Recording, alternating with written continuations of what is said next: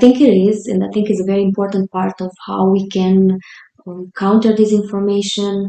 And we see that fact-checking has become more prevalent in journalism, which is very important, and which is a great part of how fact-checking is improving the journalism practices and norms.